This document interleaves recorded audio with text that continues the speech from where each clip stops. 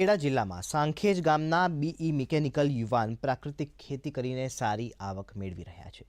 શિવમ પટેલે વર્ષ 2019માં સુભાષ પાલેલકર શિબિરમાં પ્રાકૃતિક ખેતી માટેની પ્રેરણા મેળવી. તેઓ 7 વર્ષથી પ્રાકૃતિક ખેતી કરીને અન્ય ખેડૂતો માટે પ્રેરણારૂપ સાબિત થઈ રહ્યા છે. ગત સિઝનમાં પણ તેમણે પ્રાકૃતિક ખેતી પદ્ધતિથી તરબૂચ અને ટેટીનું વાવેતર કર્યું, જેમાં તેમણે અંદાજિત 7 થી 8 લાખ રૂપિયાની આવક મેળવી.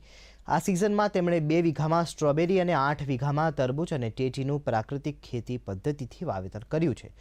શિવમ પટેલને ખેતીમાં મદદરૂપ થવા બાગાયત ખાતા તરફથી મલ્ચિંગ ખરીદવા તથા સ્ટ્રોબેરી પાકમાં સહાય માટેની મંજૂરી આપવામાં આવી છે.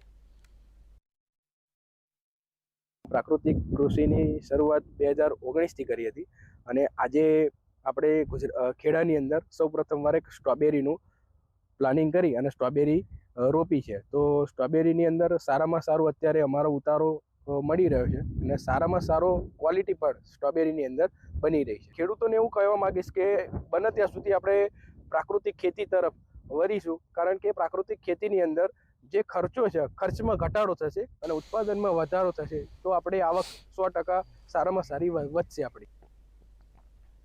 વધુ સમાચારો જોઈએ એક બ્રેક બાદ.